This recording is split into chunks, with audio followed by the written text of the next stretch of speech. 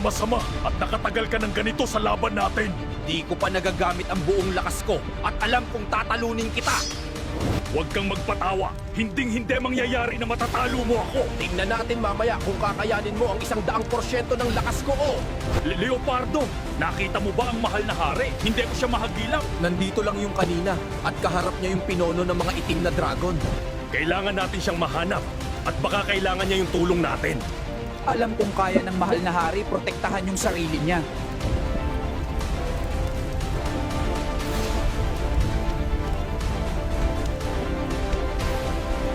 Tay, bukas magpapakain ka ba ng bongga sa munisipyo para selebrasyon sa panalo mo? Hindi anak, mas mainam na mamigay na lang tayo ng bigas at mga pang-ulam sa mga tao. Mas maganda nga yung naisip mo, Tay, at mas praktikal. Oo anak, mas iniisip ko kasi yung kapakanan ng karamihan, lalo na sa mga naghihirap.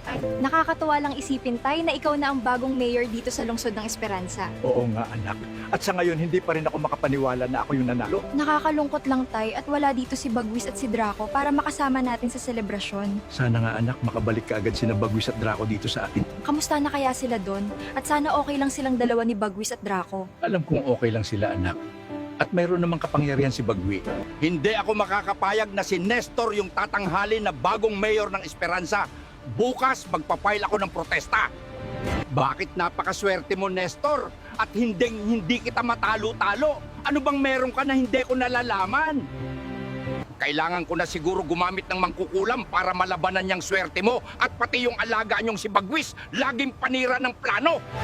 Hello, pumunta ka dito sa bahay bukas at pupunta tayo sa munisipyo at magpapile ako ng protesta laban kay Nestor at dinaya ako sa eleksyon.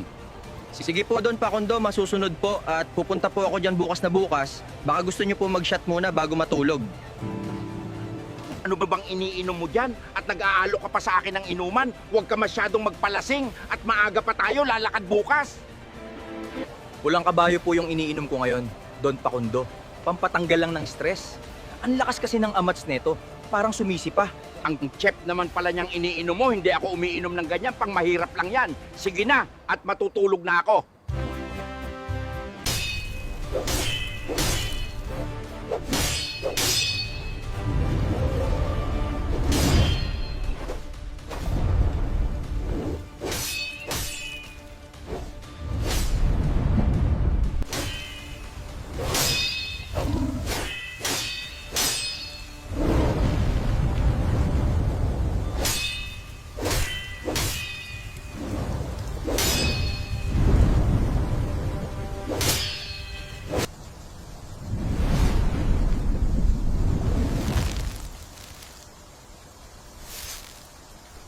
Anong nangyayari? Ba't hindi ako makagalaw at may humahawak sa paa ko? Ngayon, hindi ka na makakailag.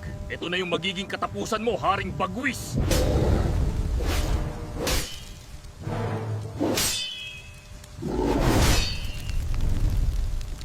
Ano na, Haring Bagwis? Akala ko ba malakas ka at kayang-kaya mo akong talunin? Bakit nakaluhod ka na lang dyan? Kawawa ka naman at parang wala ka ng silbi sa lagay mo na yan. Ngayon na ang iyong magiging katapusan.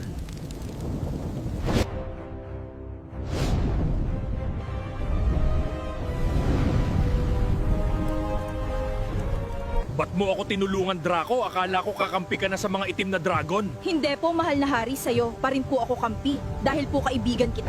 Kailangan po kitang mapagaling agad, mahal na hari, bago pa magising ulit yung masama kong angkong.